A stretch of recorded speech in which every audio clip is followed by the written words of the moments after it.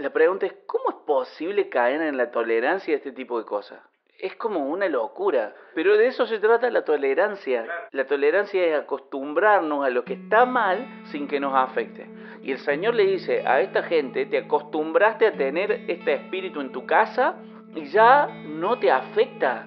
Y creo que eso es una reprensión fuerte para el liderazgo de todas las iglesias, de nuestra iglesia, porque es lo que estamos viendo. Y estamos viendo esto, ¿sabes por qué? Porque como empezamos el primer capítulo, el Señor quiere preparar a su iglesia para su regreso y viene a buscar una iglesia santa.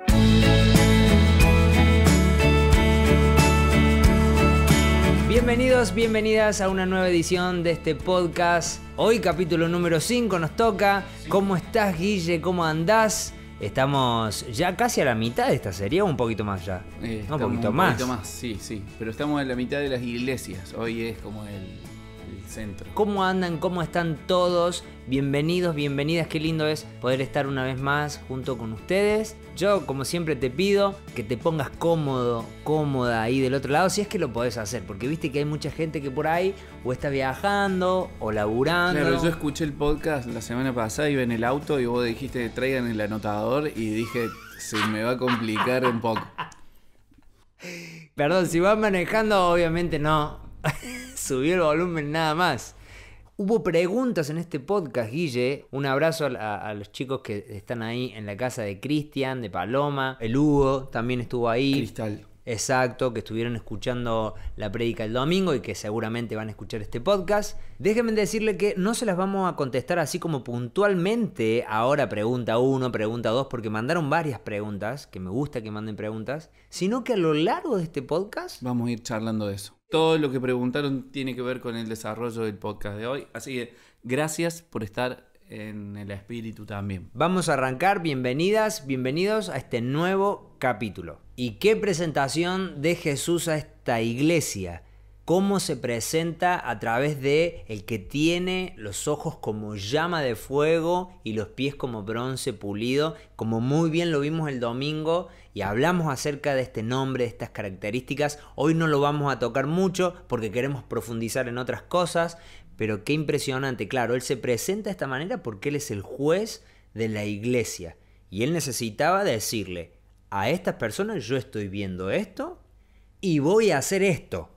Me gusta cómo Jesús siempre en cada una de las iglesias, lo hemos dicho ya repetidas veces, pero si estás escuchando este podcast por primera vez, cada vez que Jesús se presenta a una iglesia se va a presentar de acuerdo a la característica que esa iglesia necesita para vencer. Como imitándolo a Él, como buscándole a Él, tenemos la posibilidad de vencer aquellas cosas que están en nuestra vida que necesitan el ajuste, que siempre Dios dice esto, pero tengo algo contra ti. Ay, qué duro. Pero viste que Jesús empieza con algo hermoso. Jesús empieza con algo muy bonito, que primero Él sabe que había cosas que estaban muy bien en esa iglesia. Claro. Y no se las guardó y les dijo: yo conozco tus obras, tu amor, tu fe, tu servicio, tu constancia, y que encima has mejorado en cada una de estas cosas. ¿Qué más se puede pedir?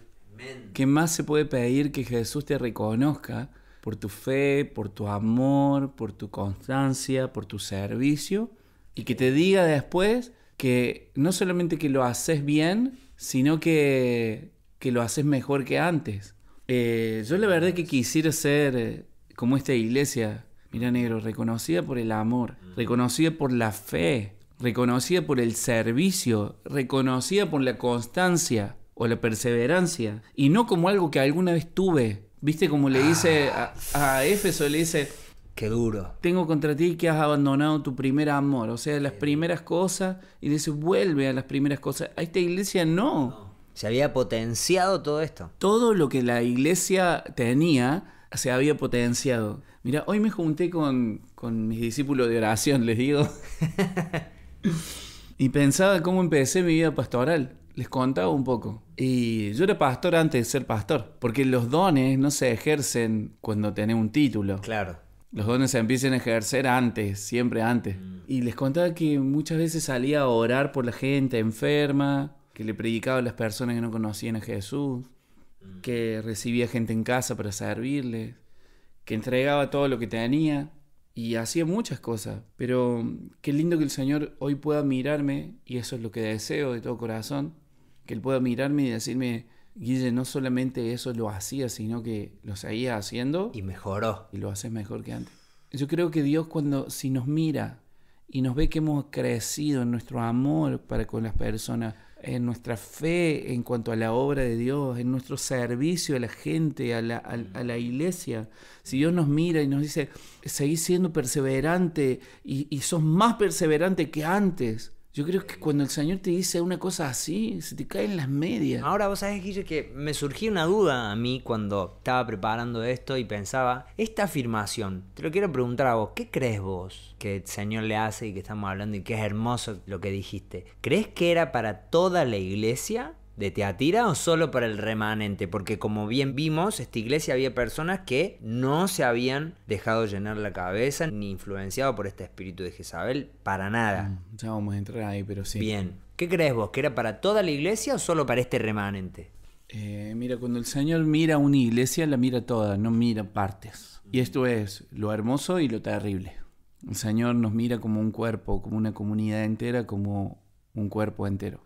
Entonces cuando quiere aprobar la iglesia, la aprueba toda, y cuando quiere reprender la iglesia, la reprende toda. Por eso le dice, pero tengo algo contra ti, y le dice al pastor que su tema es con él.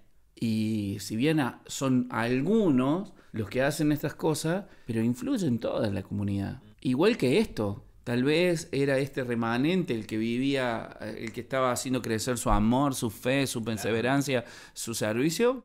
Y el Señor está premiando a toda la comunidad por esto. Por eso siento mucha responsabilidad en mi vida, y creo que los que también comparten el liderazgo con nosotros, la pastoral con nosotros, también tienen que tener esta responsabilidad. Que vamos a ser bendecidos y aprobados por lo que hacemos bien, pero también vamos a ser reprendidos por lo que hacemos mal. Esta mañana cuando charlábamos surgió en un momento algo como que a veces nos es tan fácil ser sacerdotes en nuestra casa o ver lo que está mal y corregirlo y amar o estas cuestiones, pero muchas veces cuando estamos en la iglesia nos pasa de hacer un poco la vista gorda, ¿no? Y uno como líder, como pastor, bueno, en tu caso, ¿cómo te sentirías vos siendo el pastor de Teatira? Querido. Sabiendo de que el Señor te sacó la ficha, sabiendo de que tiene la ficha de tu iglesia, sabe que es una iglesia que tiene cosas muy lindas, muy buenas, que la aplaude y está feliz. Yo tengo una pregunta, te devuelvo una pregunta. A ver. ¿Por qué vos cuidas tu casa y reprendes a tus hijos? ¿Y por qué cuidas a tu esposa? Y vos mismo te acomodás y pretendés que tu esposa se acomode para servir al Señor. ¿Por qué lo haces? Por amor. Por eso yo siento que aquellos pastores que aman su iglesia también van a hacer lo mismo con su iglesia, porque entienden que es su familia grande. Entonces, poder reprender la iglesia, poder acomodar las cosas, poder ser diligente, habla del amor de los pastores hacia la iglesia. Y cuando hacemos la vista gorda y cuando no nos metemos o tenemos miedo de ser rechazados o de no ser tan copados, yo creo que se manifiesta el egoísmo y el amor propio. Un rol que Jesús no tuvo. No. Tremenda intro que Jesús hace en esta iglesia de Teatira.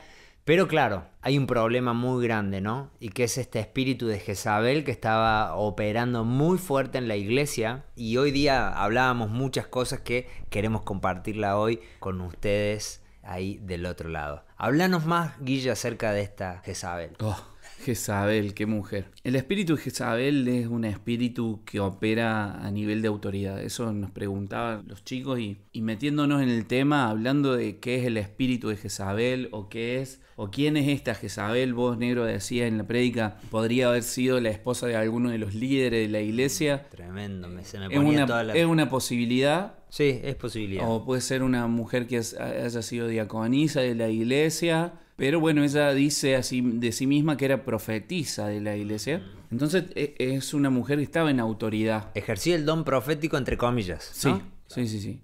Entonces, este espíritu, el espíritu de Jezabel, opera a nivel de la autoridad. Y para entender cómo opera este espíritu, no nos podemos olvidar de cómo operó en la antigüedad para poder discernir cómo opera hoy en día. Mira, la Biblia siempre se remite a algunos personajes de la antigüedad como Caín, Esaú, Balaam, Jezabel, etcétera, etcétera, etcétera, para enseñarnos cómo estos espíritus que influenciaron en estas personas siguen operando en nuestros días. Por ejemplo, el Señor dice, ninguno sea inmoral ni profano como Esaú. Está en Hebreos. Claro. Bueno, Jezabel estaba en contra de Elías. Jezabel era la esposa del rey Acab en los tiempos más oscuros de la historia de Israel.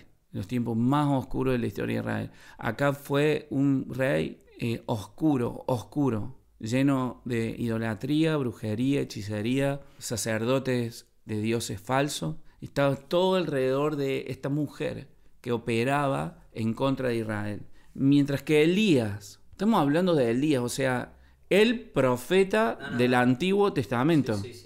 Mientras que Elías busca la santidad del pueblo y lo guía al arrepentimiento, Jezabel todo lo contrario, busca la corrupción del pueblo y mediante toda la manipulación del liderazgo del pueblo, la brujería, la hechicería, y si bien parecían como ocultos porque el mundo, Israel no se daba cuenta, y ella defendía la idolatría y operaba en medio de sacerdotes.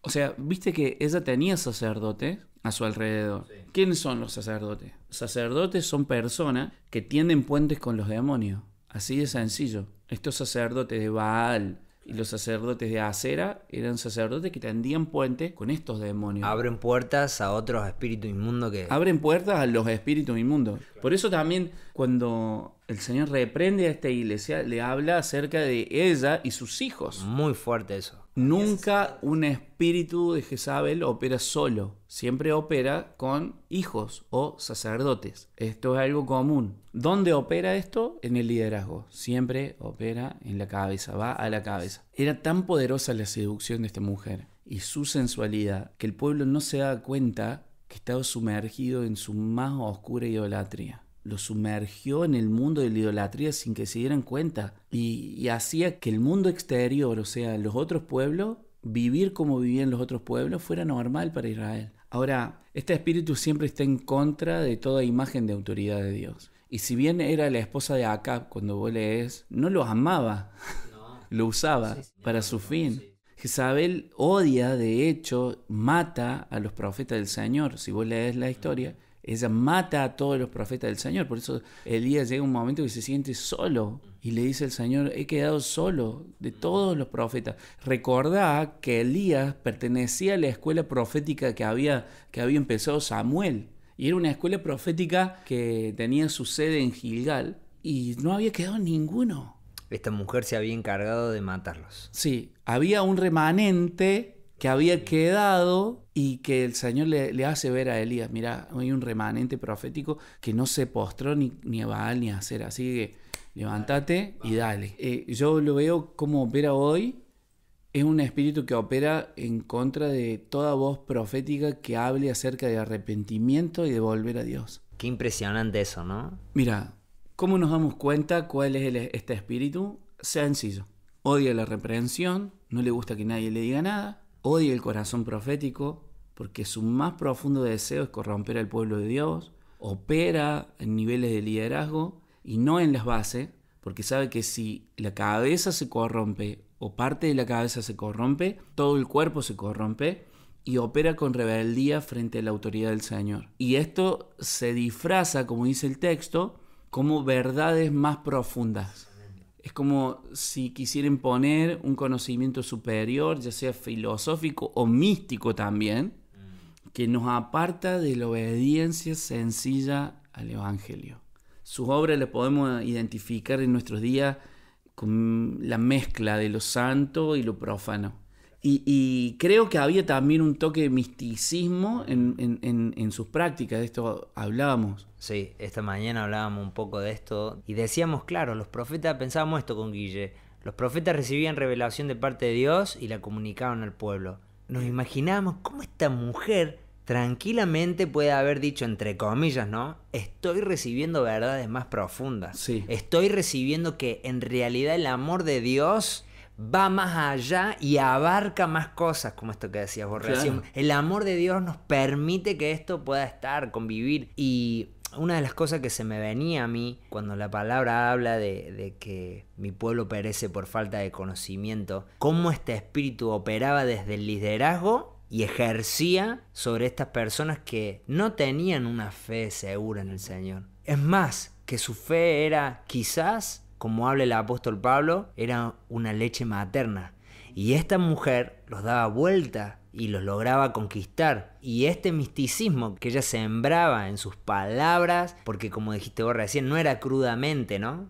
O sea, ella no se paraba en la iglesia y de repente se pasaba una bizarreada, ¿no? Todo lo hacían en lo oculto, pero todo era disfrazado. Por eso es que el Señor les dice verdades profundas, las cuales ellos les llaman así. Entonces nos imaginamos a estas personas diciendo esto, ¿no? Profetizando de esta manera. Hemos recibido de parte del Señor verdades más profundas. Las verdades más profundas acerca del amor, acerca de lo que es amar. Y guarda con este tiempo de hoy, con el mensaje del amor. Al fin entendemos lo que es amar. Yo he escuchado frases así. Cuidado, porque cuando la Biblia habla acerca del amor, como hablamos en estos casos, el Señor al que ama lo corrige. El Señor al que ama lo disciplina. Y si uno no está de acuerdo con eso, no está de acuerdo con la forma de amar, con ese amor que tiene el Señor. Por eso lo identifico también como una gracia permisiva vestida de amor real, la manipulación profética vestida de palabra de Dios, la avaricia vestida de entrega total, la rebeldía vestida de inocencia. Ay, porque yo soy así. Claro. Y conviviendo entre prácticas santas con las prácticas de este mundo. Porque el espíritu profético de Elías era, si el Señor es Dios, entonces vamos a servirle solo a Él. Ahora, nos preguntaron si este espíritu de Jezabel tenía algo que ver con el espíritu de disolución. Que hablamos hace algo por así. Un podcast pasado. Yo simplemente digo que el espíritu de disolución es algo un poco más íntimo. Es un sistema de pensamiento lleno de frivolidad, que hablábamos el viernes pasado con el David. La frivolidad es no darle importancia a lo que realmente es importante.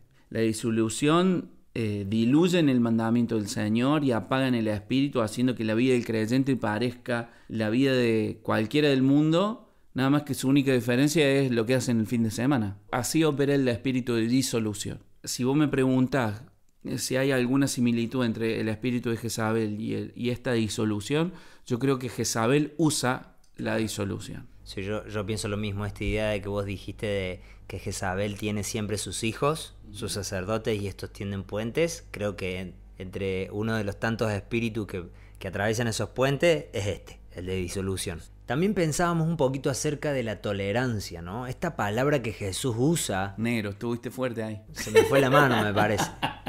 Perdón. Y podíamos ver el domingo cómo muchas veces hemos amado más hasta facetas de Jesús y otras no tanto, ¿no? Porque claro, como estamos tolerando ciertos pecados o ciertas ya costumbres o ciertas rutinas, de repente dividimos a Jesús, ¿no? Y nos quedamos con su misericordia. Y por supuesto las bendiciones. Pero la disciplina no queremos saber nada. Y necesitamos ser reprendidos por Dios. Totalmente. Y en esa reprensión, ¿el Señor te ama o te odia? Nos ama. La pregunta es, ¿cómo es posible caer en la tolerancia de este tipo de cosas? Es como una locura. Pero de eso se trata la tolerancia. Claro. La tolerancia es acostumbrarnos a lo que está mal sin que nos afecte. Y el Señor le dice a esta gente, te acostumbraste a tener este espíritu en tu casa y ya no te afecta. No te afecta que haya una profetisa que esté guiando a parte de mi pueblo a cometer inmoralidad sexual. ¿No te afecta? ¿No te afecta ver a hermanos que están atontados con todo esto? ¿No te afecta ver a hermanos tuyos que tienen la misma sangre espiritualmente hablando, que están embobados en las cosas de este mundo? ¿No te afecta? Y creo que eso es una reprensión fuerte para el liderazgo de todas las iglesias, de nuestra iglesia, porque es lo que estamos viendo. Y estamos viendo esto, ¿saben por qué? Porque como empezamos el primer capítulo, el Señor quiere preparar a su iglesia para su regreso y viene a buscar una iglesia santa. Entonces vemos chicos atados a la pornografía por muchos años, hombres, mujeres, y decimos, bueno, pero es normal. Y tenemos la iglesia llena de matrimonios que se pelean, y decimos, bueno, pero es normal. y tenemos divorcio a troche y moche en todas las iglesias, decimos, bueno, pero ya es normal. Y nos vamos acostumbrando, tolerando lo que es normal para el mundo y lo empezamos a ver en nuestras comunidades. Esto es un fuerte mensaje para nosotros, Guille, hoy, para Viva y para todas las personas que están escuchando esto y para todas las iglesias de este tiempo. Él es su esposo. Él es el esposo de la iglesia, la cabeza, el amo, señor de su casa. Es él. Y parte de su limpieza es, basta de tolerar los niveles de la seducción con lo que operan, basta de tolerar la rebeldía contra la autoridad, basta de tolerar el rechazo del arrepentimiento, la inmoralidad, el desorden sexual, basta de tolerarlo. Mira lo que dice 1 Corintios 5, 9 al 12, porque esto es fuerte, negro. Escribe Pablo a la iglesia de Corintios. Dice, en la carta pasada les dije que no tuvieran nada que ver con la gente que practica la inmoralidad sexual. Pero eso no significa que deben separarse por completo de la gente de este mundo que comete inmoralidades sexuales, ni de los avaros, ni de los estafadores, ni de los que adoran ídolos. Para lograrlo, tendrían que dejar este mundo ustedes mismos. Lo que les digo es que no tengan nada que ver con ninguno que diciendo ser hermano en Cristo practique el pecado sexual, robe, adore ídolos, insulte a los demás, o sea borracho o estafador. Ni siquiera se junten a comer con este tipo de gente. ¿Acaso me corresponde a mí juzgar a los que están fuera de la iglesia? ¿No son ustedes los que tienen el deber de juzgar a los que pertenecen a la iglesia? Y en la iglesia nosotros tenemos personas que dicen, no, yo no quiero que nadie me juzgue. Sin embargo, solo Dios me puede juzgar, ¿no? Yo prefiero que me juzgue vos, negro, a que me juzgue Dios. Totalmente. De eso habla Pablo. Yo lo dije el domingo. Si ustedes se juzgasen entre ustedes, el juicio del Señor no vendría. Eso lo dice él. Es fuerte. Y dice, ninguno que hace estas cosas, ni siquiera que se llame hermano, merece que nos sentemos ni a comer. No, pero eso está en el Antiguo Testamento, negro. O no, leí mal yo. Entonces yo creo que esta es la tolerancia que nosotros estamos viviendo en este tiempo. Mira, otra cosa que me llamaba la atención y me asombraba era el lenguaje de juicio de Jesús. Enfermedad, sufrimiento y muerte. No nos imaginamos a Jesús desatando eso sobre los hombres. No. Creemos que va a ser sobre los demonios, sobre el diablo. Y le está hablando a una iglesia, ¿no? No le está hablando al mundo. Lo que pasa es que él se presenta como juez al principio y al final también. Este es un tiempo para reflexionar y replantearnos muchas cosas. Yo sé que en algún momento vamos a volver a planificar y que nuestras agendas se van a volver a abrir, pero cuando se abran yo siento que van a tomar la forma de Dios. Entonces a mí me gustaría, como transmití el domingo, que este tiempo podamos cerrar nuestra agenda y proyectos y alinearnos a este Jesucristo que está listo para prepararnos, que este es su trabajo. Esto es algo fuerte que el Señor me mostraba, que este es su trabajo al día de hoy, sí, a este noviembre del 2020. Esto es lo que hace Él: alinearnos, purificarnos, acercarnos más al Padre, revelarnos al Padre, limpiarnos, decirnos lo que está bien, decirnos lo que está mal.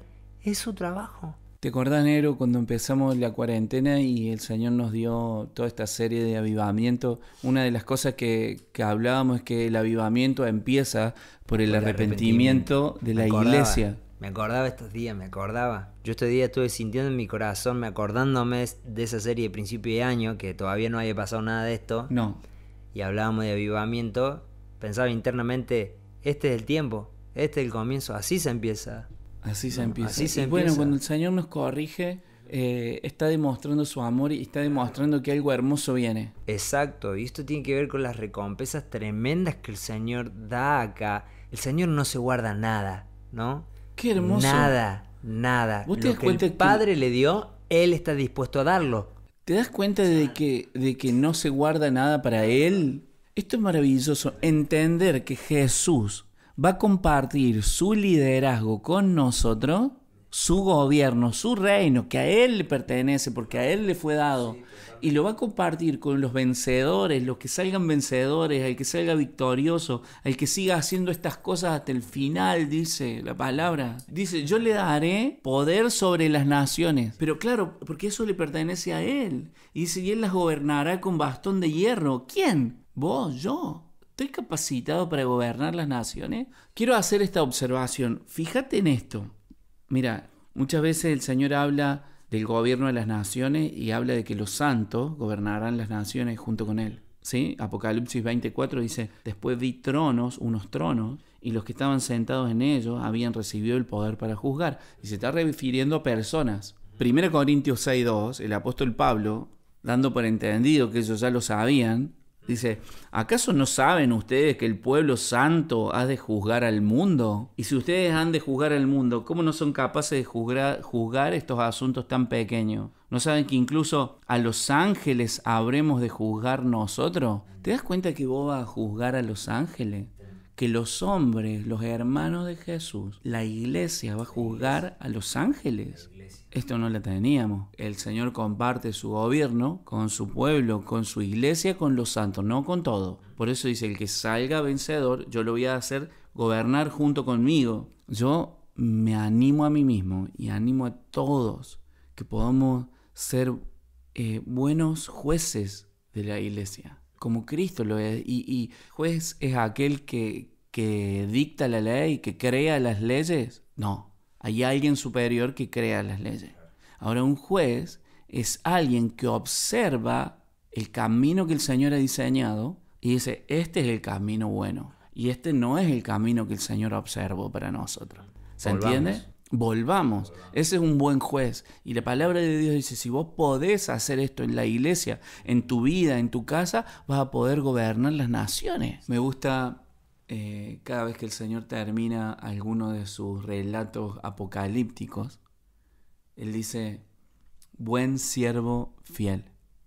En lo poco fuiste fiel, en lo mucho te pondré, entra al gozo del Señor. Tenemos que saber con todo el corazón, con todo el conocimiento espiritual, de que cada vez que nosotros hacemos justicia en la iglesia, que bendecimos la iglesia, aún con reprensión, aún cuando hacemos volver a uno que está cometiendo pecado, a que vuelva a los caminos del Señor, o cuando aún a nosotros mismos nos podemos observar y podemos volver al camino del Señor, estamos cubriendo multitud de pecados y el Señor nos va a decir, buen siervo, lo hiciste bien, tuviste en cuenta las observancias de mi ley, de mis caminos, de mis preceptos, de mis mandamientos. Por eso el Señor dice, ustedes son mis amigos si hacen lo que yo les digo. Esto es muy fuerte de parte de Dios. Y el Señor nos ofrece su amistad al final de la historia, compartiendo su gobierno con Él y pudiendo disfrutar de lo que sería poder gobernar las naciones. Guille, hemos llegado al final de este capítulo. Sí. Espero que te haya gustado, espero que haya sido interesante para vos como lo está haciendo para nosotros. La verdad que hoy pensaba en esto. ¿Cuántas veces hemos pedido o hemos hecho esta oración? Señor, revelate. Señor, revelanos quién sos. Te queremos conocer más. Ahora, ¿estamos listos para que el Señor se nos revele? Yo siento que el Señor ha dicho, bueno, ok, acá estoy. Y por eso es que también a muchos nos suena muy fuerte, pero quiero volverlo a decir, lo hemos dicho a lo largo de toda la serie, es el mismo Jesús. Lo que pasa es que se sigue revelando y no nos va a alcanzar toda la eternidad para terminarlo de conocer. Llegamos. Tenemos que cortar. Dios les bendiga mucho. Nos vemos en el podcast que viene. Chau a todos los insiders. Los amamos mucho. Chau.